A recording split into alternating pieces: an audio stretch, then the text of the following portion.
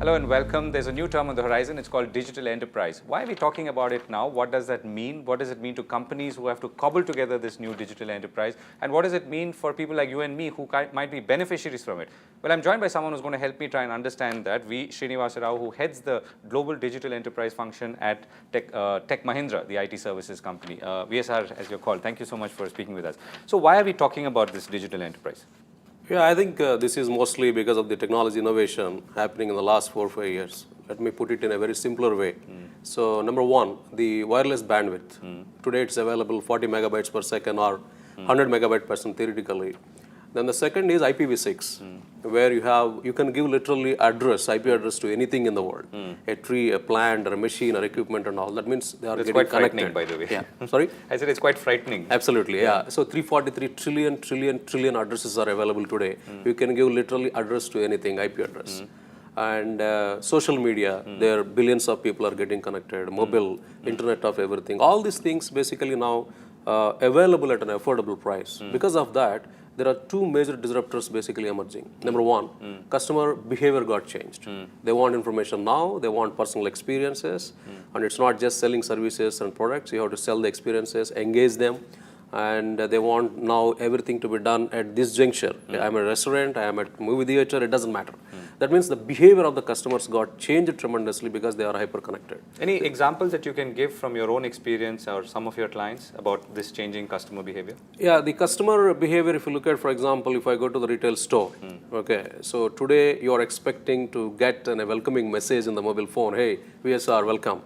And you're also going to the extent of probably giving an idea or a suggestion to you. For the last 2-3 days, you have been searching for this probably a device or this item. It is available in number 3. Okay. You just go and probably purchase it, right?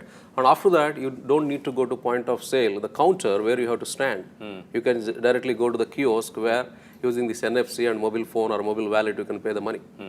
So look at here, it was not there in the past. This is all possible because of and this is happening today? It's happening in some of the retail stores and all. Even banks, for example, they are changing the game. A lot of things are happening through mobile now. Mobile wallet is becoming pretty prominent, right? So, and look at, for example, what happened to the companies like Kodak, Blockbusters.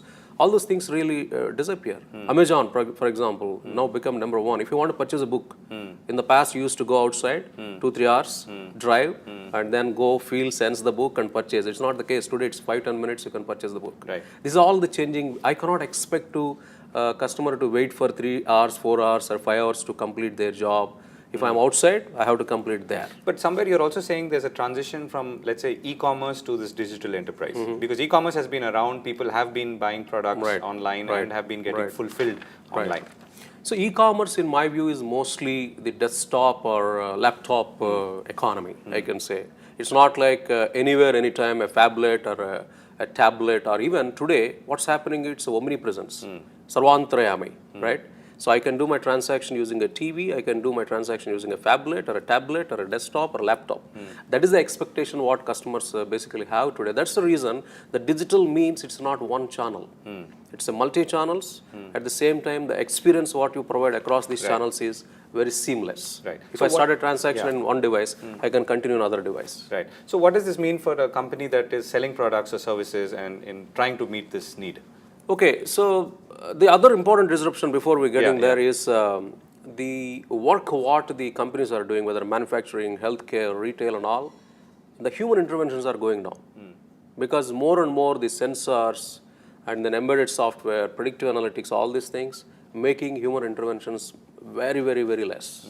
I mean, don't ask me what is going to happen to the employees who are working and all. They have to be utilized for something else. So the change in customer behavior and then the reduction in human interventions. These two are the major disruptors. For that, the IT services companies like us, how we have to gear up. That's the most critical thing, right? So what happens is when you go to the enterprises, they have been working with the different business models. Their processes are built for partially connected world, not like this what we discussed now, right? Human interventions are very high and all, and customer expectations also not too high. Their processes are very traditional, right? And then their talent or the culture, what they built is not for this world. right? So if you look at their services, their products, if suppose a company is not able to offer a service through mobile, then they probably may not exist, right? So look at that perspective, then we as IT services companies have to go and say that, okay, we need to re-engineer our processes, which we have to change by embedding the social, mobile, analytics and all these technologies together. SMAC is embedded with our business processes so that you are hyper-connected and you are able to meet that whatever the expectations customers have. So that's one important element is the process re-engineering is the most critical thing. The second is when you change the processes, I mean, some of the analysts are saying 50% of your IT applications will not work. So the other area what we have to work as an IT services companies, how do you SMACize or digitize your existing applications which are built on .NET or Java or old traditional apps are there? How I can add the wrappers of social, mobile, analytics and migrating onto the cloud so that whatever the digital processes we design, these applications will support. That's the second important sweet spot. That means the complete digitizing applications or building new digital applications. Third is the infrastructure will get impacted. That is called digital infrastructure. That means the networks. Okay, and the computing, storage, your databases. Okay, databases are built for very structured data in the past. Now we have social media, machines are sending the data. So your databases have to support unstructured, structured, semi-structured. I mean, whatever you call big data and all, right? So there is a massive transformation required for infrastructure, the IT infrastructure, massive transformation required for applications. So that is the downstream. In the upstream, as I talk about, the processes re-engineering required. Even you have to go to the extent of suggesting the architectural revamp. All the enterprise architectures today defined are for old economy, partially connected world.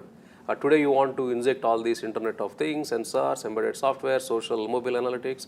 You have to completely redesign your technology blueprint. So, but these are all the sweet quite spots. Formidable. I mean, are companies able to do this easily? Or? This, they cannot do it just like that. I mean, I've been telling this, but this in my view is a 3 to 5 year journey minimum.